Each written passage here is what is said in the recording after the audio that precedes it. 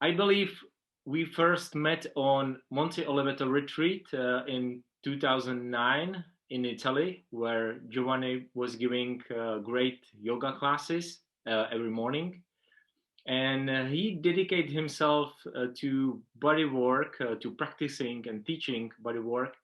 But he is also meditator and longtime member of World Community for Christian Meditation. So welcome, Giovanni. Thank you for your Thank you. time. Our topic today is body trauma, but let's start here. What is your experience with body work and what is your role in WCCM? So, first of all, my role in the WCCM or my relationship with the WCCM, I was 27 when I came across meditation. I'm 58 now. And I think, like for a lot of us, that was a wonderful turning moment in my life because a lot of my religious yearning and my young male yearnings and my yearning to be successful in a career and also as an artist, they all came together in the simplicity, the wonderful life-giving simplicity of what meditation is about. So I was at university and I discovered John Main. What was it? My mother actually told me to listen to a talk by Lawrence Freeman. She had been to hear a talk, and she said she'd never heard anyone talk about prayer like this before. He was in Miami.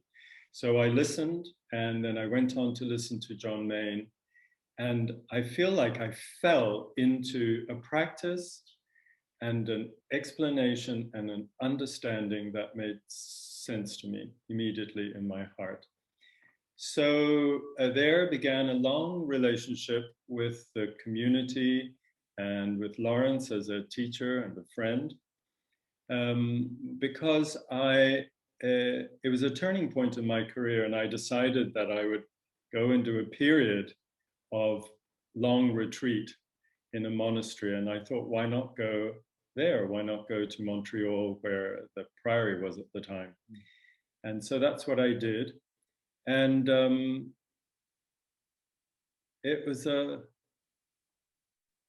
one of those graceful moments in your life where you decide not to follow the very high level theatrical agent that had booked me in New York and Los Angeles, which I think would have been wonderful, but to follow this first. So I did, and so there began a long journey of belonging to and working with a community that is helping others discover meditation, just like I did, and the joy of doing that. And it's within that I realized that it was good to work with people through movement and touch. And that's because when I was at the Priory, I met Mary Stewart, very well-known European yoga teacher, originally in the Iyengar circles, but then she met Vanda Scaravelli, and that's when I met her. And so I started to help other people practice yoga, and I started to think about it and to look at the relationship between yoga and meditation. And then within the world community, I started to teach retreats or help retreats have a bodywork component to them. And I have to say that was a founding step in the way that I later went and studied and filtered what I was learning and what I was wanting to do through bodywork, because I naturally linked the body aspect to the meditation aspect, which I think is how we find it in yoga and how we find it in Tai Chi. So yeah, so that's the world community. And over the years, I've played lots of different roles and helped in lots of different things. I was one of the founding people in New Harmony when the World Community was being established. And at that time, I crazily said that I would help launch the publishing company, Media. I did that, and I've helped on the guiding board and so on. And at the moment,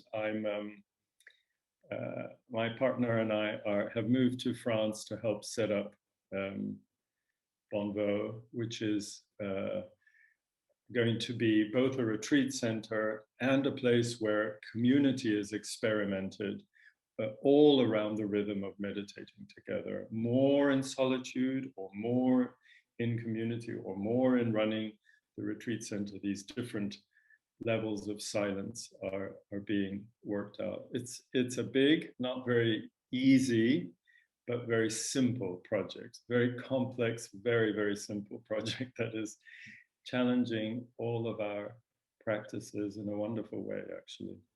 So that's the World Community. And there was a period of my engagement in all the work that I was doing where I realized that I actually wanted to deepen what I was playing with when I was teaching people yoga. And so I started to study.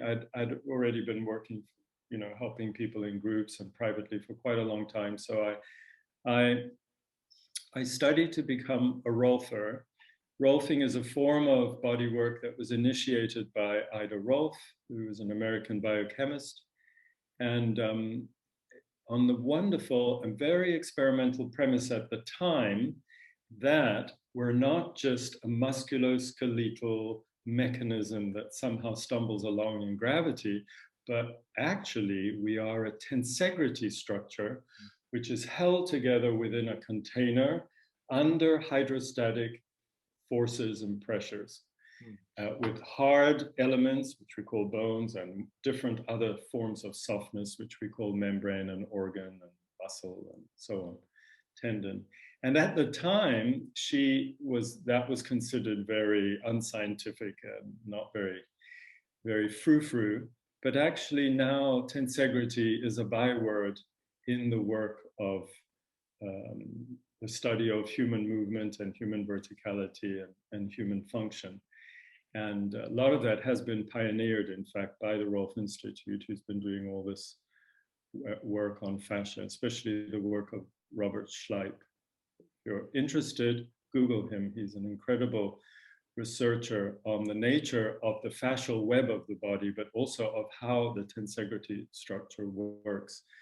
And that's been coupled by the groundbreaking work of people like Drakovetsky, who have been studying human movement in detail and solving riddles that could never be solved before because they weren't taking into this mass with all its forces. They were just looking at bones and muscles, and their computations were not working. So, because we're a lot more water and a lot more mass on the front of us, for even more when you live in France, it gets more and more big, the mass on the front. So, so I started to study, and I went to Rolfing because I remember choosing this at university when I had both body pain and psychological growing pain, and I was wondering what to do.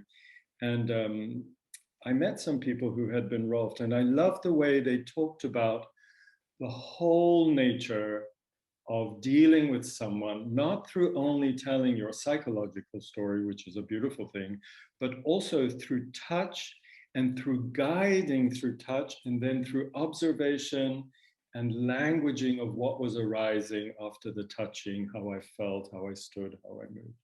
So that's what led me into Rolfing. And then, I opened a practice, and I've been working all these years. And one thing I never accounted for was I thought I would work a lot with people with joint pain and a lot with people with psychological, spiritual pain. But a big part of my London urban practice very quickly became people who had shut down because they had been overwhelmed by a series of things or one thing or a historical thing in their life, often very contemporary thing. So forms of abuse, forms of impact with cars and falls, but impacts of a nature that really caused the system to either completely shut down or to shut down in the other way, which is to become hysterical. And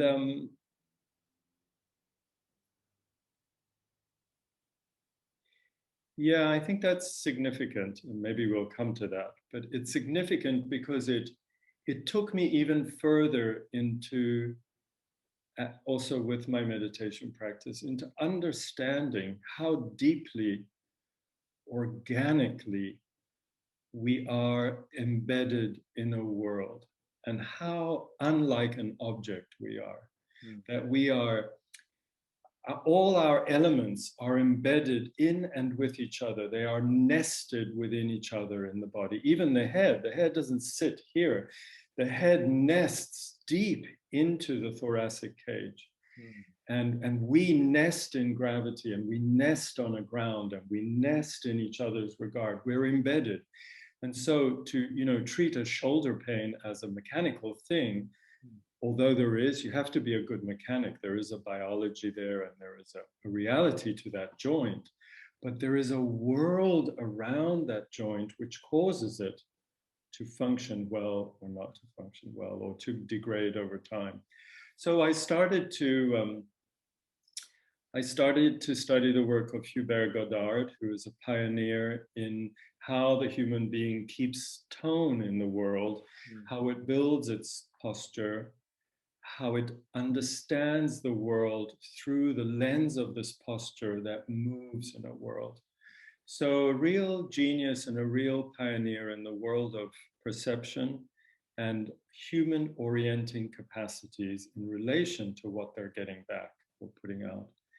And then I did a lot of visceral studies and things of that nature, but constantly bringing back to something that I want to mention, which is that the more I began to see that we're not this object, and that it's not ever very helpful to moralize about this thing, to make it the land of all these sins, and there they are, all written out for you in the Bible.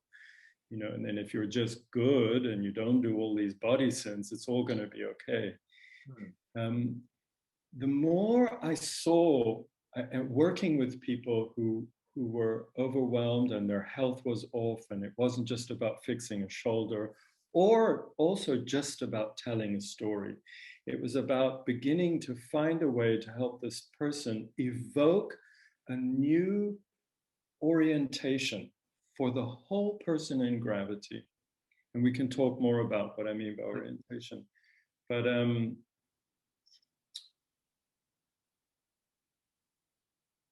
what was I saying?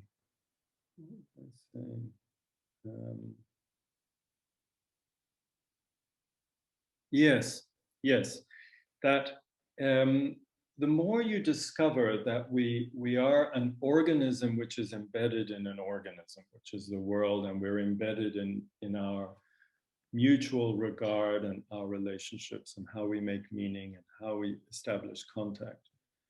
The more I began to see that a lot of biology was talking about this, new forms of biology or new views on science. For example, embryology, through the work of Blechschmidt, was starting to show us how embryological formation is not something that's just set somewhere in your genes, but it's actually a very profound response to life around you.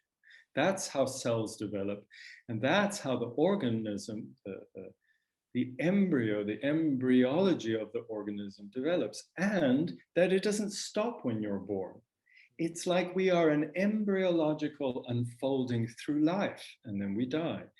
And that's on every level, including the fact that organs are forming, and you have a kidney up here and it goes down and all the organs are turning inside, and the fascia is developing, and the cranium is forming, and the brain and lung and the heart, they're all coming into position and moving and beating in relation to each other. as we prepare to come out, and then it continues. Our legs keep forming until around year 8 in terms of their shape, and then the bones until you're 25. And so if we see that, we start to see how the body has always been telling us that the moral view is never going to work, that it's a wisdom, compassion, an embryological unfolding in the eyes of God, let's say. The unfolding is wisdom, compassion, not do it right or do it wrong, go to hell or go to heaven. And so then I started to see that we are impacted by life, and then very quickly we have symptoms and we think something's wrong with me, and we never go back to this organic thing because we're told it's a machine. So we go and we fix the shoulder and we operate and we take a pill, all of which could be good. But we never, very often, we're not led back to finding out what happened in the garden.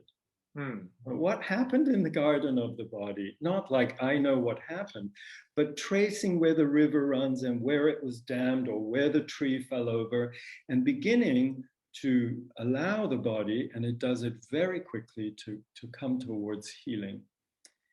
And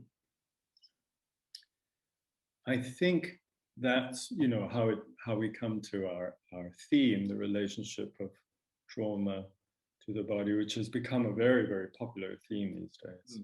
I imagine trauma or trauma experience, which has caused some kind of major issue, and I think maybe we can continue here. What is really trauma? What trauma is? What is your perspective? I believe there is many opinions on that topic, but what is basically trauma to you? Yeah, well, first of all, to say that there are wonderful people who are, you know, studying this in depth, and it's very easy to find their work, Van der Kolk and Babette Rothschild. But one of the seminal founders of a re-understanding of what trauma is a man called Peter Levine. And his work he named his work Somatic Experiencing. And he's really one of the founding thinkers of a new post-60s view of trauma, because trauma was imagined as almost like an object that you swallowed. You know, you swallowed your father's abuse. You swallowed that thing. And now if you smash that chair and, you know, and vomit it out, it'll come out because you swallowed it. It's in your muscle memory somewhere. And that's a very, I think it might be helpful to get going, but it's a very unsatisfactory image of what happens to these embedded beings in the world. So trauma is not an object that we pursue and we find, we turn all the furniture over and then we find it and then we got it and then we throw it away, or we take it to the clinic and it gets cleaned. It isn't at all like that. And in fact, the more you treat it that way, the more you wound yourself. The more you tell that about you, the more you say I was in that terrible accident and I could see it and I could see it, you know, the more you underline that you are this abandoned person, this abused person, this terrible accident person, this war-torn person, the more you underline it, actually, the more you encase it in the nervous system, which is trying to actually digest it and move on. And so the more we turn it into an object, in a sense, the more we swallow. And so trauma is, it's not really like that. Trauma is the outcome of natural events or unnatural events, the outcome of the fact that often the wave of experience is very big, and we need to deal with it. And very often we do. You know, being born or giving birth is a huge experience for the mother and the child. And very often they survive and they're not traumatized by the hugeness of this. Same when somebody dies. It's huge for them and it's huge for us. And very often, because we're resilient and we have a family around us, we make it through and actually we discover that we're growing. Trauma, we could label, is that event which was too much, came too soon, came too quickly, was unexpected, caught us, and impacted, and did not allow us to then complete something. The tsunami, the earthquake, the car accident, the abuse, or repeated things. And these impacts they don't need to be, cataclysmic. They can be small. A child that's really embarrassed in front of the whole class by a teacher may be working on that seemingly small experience for a long time in their life. What happens is, to make it simple, that when we undergo this impact, the natural biological response is threefold. We can get away from it, we can fight it and repel it, or if we don't have those two choices, we freeze. And we see this in nature. And if you look up the work of Peter Levine online, you will see he takes you through and he shows you how in the wild antelope that are being overwhelmed by a lion freeze and just fall paralyzed. And what that means in the wild is that the predator needs a reaction in order to go towards the meal. And if there's no reaction, very often the prey is left. And then you can see the prey gets up. And animals in the wild are never traumatized because either they get eaten or they don't get eaten. And if they don't get eaten, they're not traumatized. They get up, they quickly bounce around and urinate and shiver, and then they're back to normal. Their nervous systems are back to normal. They're not meaning, they're not journaling about what just happened to them, okay, to the therapist, because they're going to be attacked again, maybe in the next 5 minutes. So they're back. We don't do this when we freeze. We don't do this recovery process because we're social beings and we've been trained not to embarrass ourselves and others and to, boys don't cry, and to get it all together very quickly. So we don't complete this process. So what happens is the immobilization event couples with the freezing immobilization event couples with the fear moment. And that causes the nervous system to use a huge amount of energy to contain this. And so after that, our behavior is impaired. Instead of having normal behavior where we can get excited and fall asleep, get angry and get peaceful, and live a rich autonomic life, it becomes impaired, and we can't go over and we can't go under because there's something there, which is that old event which hasn't. And so that's the trauma trace in the body, which is the coupling of fear and immobility and the amount of energy that the system needs to use to keep you in place so that you can be a functioning adult in your family and at work. Okay. It's not an object. Okay. So maybe it could be worth to mention here what are the symptoms in the body when there is a trauma. So what is the connection between the body and trauma, really? Yeah. On the large scale, I would say that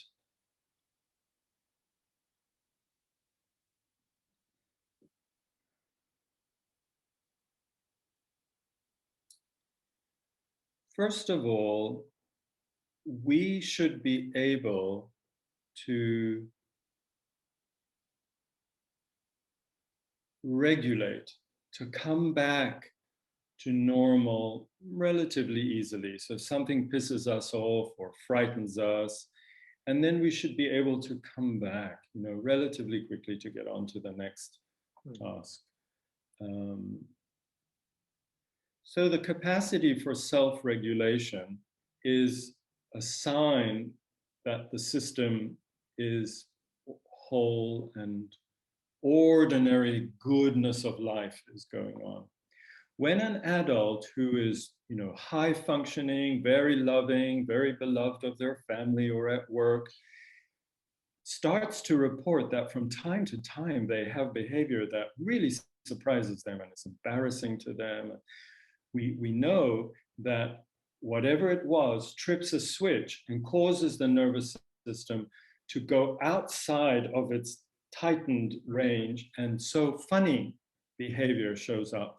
And often it's repeated and it damages relationships, or they go look for therapy, and also then starts to show up with physical symptoms. Of course, if you've had a strong traumatic impact like a car impact, you're going to have physical symptoms from the beginning. So our capacity to self-regulate is very important within the field of social engagement.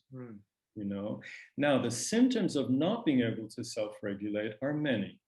Often the person begins to shiver and gets very cold. Their skin no longer looks warm, and it goes very pale.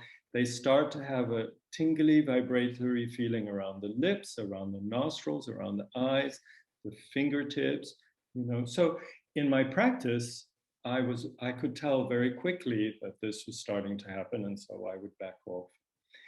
So other symptoms are needing to yawn, needing to rush off often to the toilet.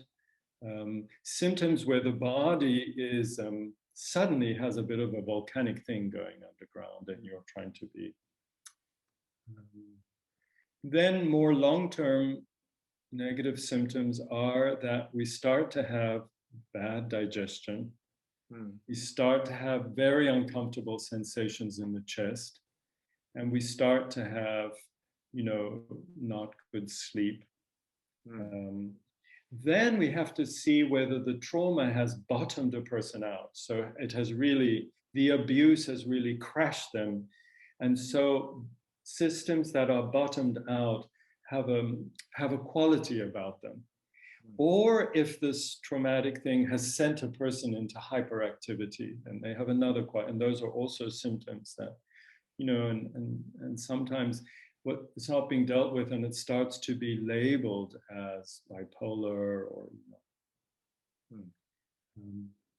I would say, So there are things we can see. The body looks different.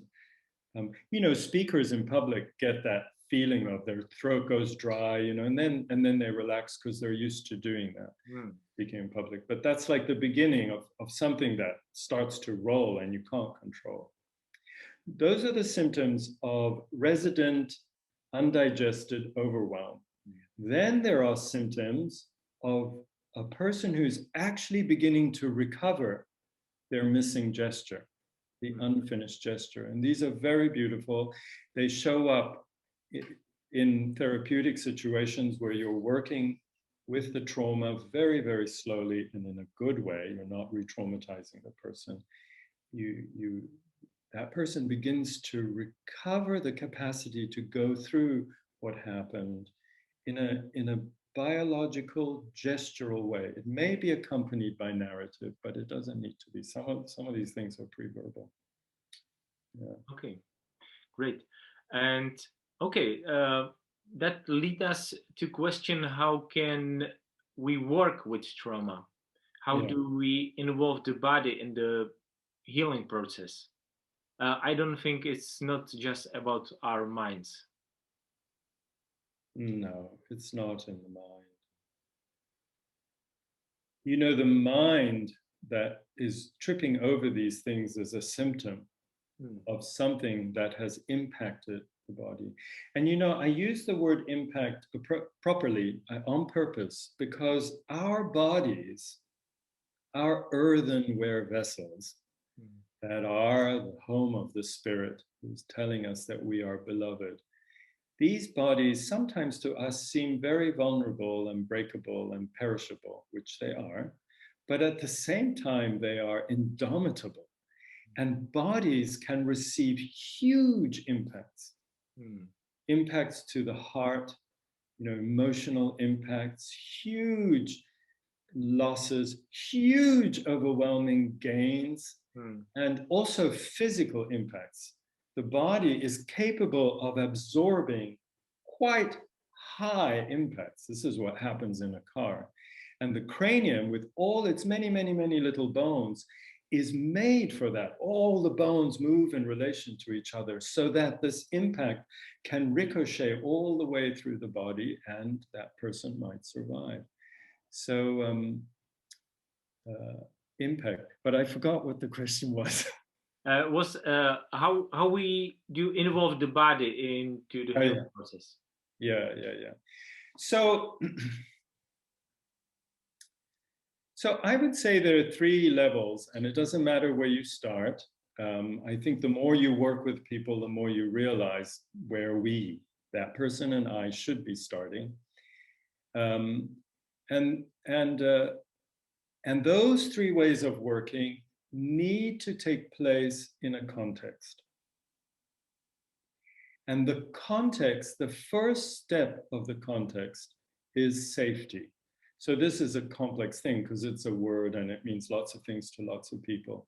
But if the person who is looking to resolve this or digest this or heal this hasn't been signaled to by the other, whether it be a friend or a spiritual director or a trauma therapist, that safety is the first step, both will rush into something and discover that they're unprepared. And safety happens in lots of different ways, but usually by the friend or the therapist's listening and signaling that listening is happening. And we signal this by the spaciousness of our response, by the way that we are repeating what's being said in order to incorporate it, the way that we repeat gestures that are being made, the way that we mimic with our breath and our bodies, the vulnerability that the other person is bringing. And I find that very, very beautiful. And we do that. We all know how to do that. What it does is it creates the milieu for something to take place, which I'm jumping maybe to other questions you want to ask, but that's what I understand is happening in meditation. Yeah, let's continue with that. Obviously, you described the harmony with the body and the spirit in meditation. So, what is the connection for you? Well, I just wanted to say, and then I'll come back to the previous question.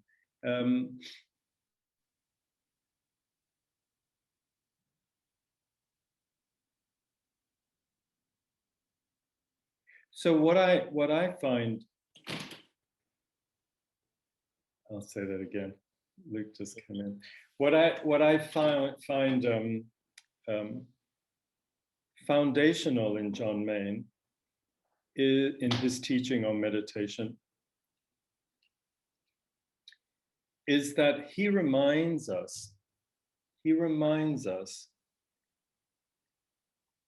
that the time of meditation and the discipline that we decide to embark on in meditation, he reminds us that we are doing something extraordinary, but it's not something that the egoic part of ourselves is used to thinking about when we think about relationship or healing or getting what I want or saying thank you. He reminds us that we are deciding to honor this extraordinary invitation, which boggles the mind and the heart, that the divine reality, that love, is inviting us to sit in love's presence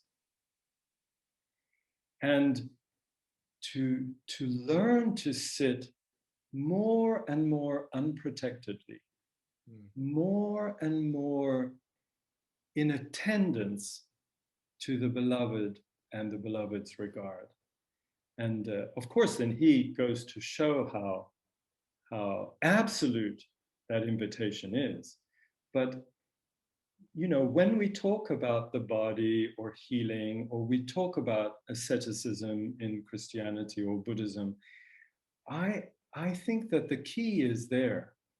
The key in the Buddhist or Christian theology or way of talking about it is there, that we're not doing or getting or fixing something. We're just coming on a date. We're coming on a date, and the beloved is going to kiss us on the mouth. But it's when we think about the body, we so quickly go away from that. But actually, that's what two beloveds do. They get naked and they make love in a field or wherever. So to go back to your question about, how do we work on trauma or heal trauma? It's that intimate, really. And it's that vulnerable, and it's that extraordinary, that this person is going to make themselves naked because they're desperate to fix this, thing that keeps taking off in their lives. And together you attend to this through the first gate, which is safety, poverty of spirit. And then there are three areas that need to be attended to. We need to see if there was a physical impact, what the reality of that impact was. Then we need to understand how the psychological thing is unfolding. And of course, personally, I feel that there is a component of the spirit there. There is a component of the spirit, which is a very deep upwelling towards health, which lives in every person, and they need to find that. It's not something we find, or I or a friend finds for them. They through the contact and the work that happens, find that. In terms of physical or psychological impact, space, like I said, is important. The safety, the context. It's tricky because the person who comes to the therapist needs to find a kind of equality with the therapist in the transference before the touch happens. But there's also a timing question. So if the impact is very recent, it's probably better to wait a bit. If a person has had a terrible car accident and they come right away to you and you touch their neck, you're still part of the car accident. So there is a discernment that needs to happen about when to intervene and then how to go deeper or how to go to the next level.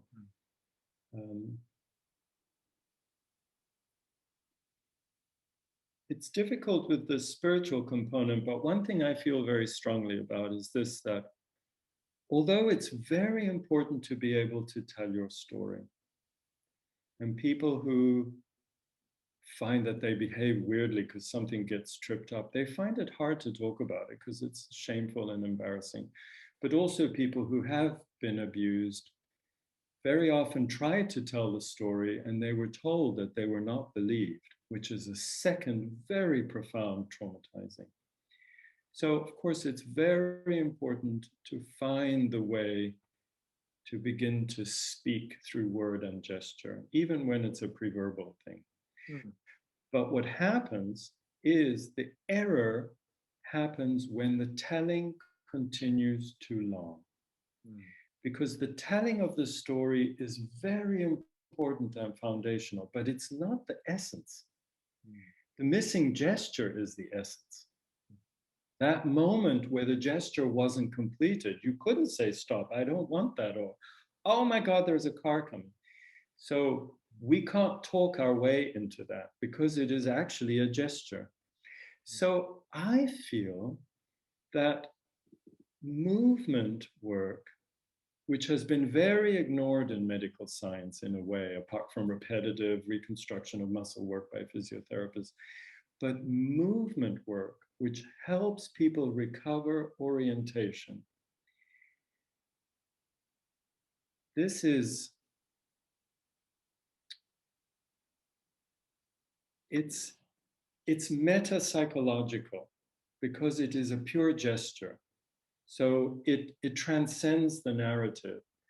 And that's why in meditation, that's what we're doing. We're making a meta gesture by sitting still and putting our attention in one place and stopping to think about ourselves. So there is something that leads towards that in the movement work. And so, and it's growing in the world of therapy, and that we need to know how to language, and then we need to know when the body needs to understand what was languaged and then begin to make its gesture. And the good partner in the dance, the therapist or friend, is simply there to attend, simply there to attend this moment. And in the healings, in the Bible, for example, we see this, you know. If you can, you will heal me. There he is with the withered hand or the leprosy. And then there is a context. Sometimes the person is taken out of the town. Sometimes the person is brought into the middle of the group. Whatever is needed to release what was shut down. Put your hand out, and then the arm is made whole. And then there is a closure to this, which is go back into the world where everything shut down. Yeah. And that's very, I think that's often what we mean by spiritual or spirituality. Bigger than biology, but not discounting biology. Thank you very much, Giovanni. It was a pleasure to be with you.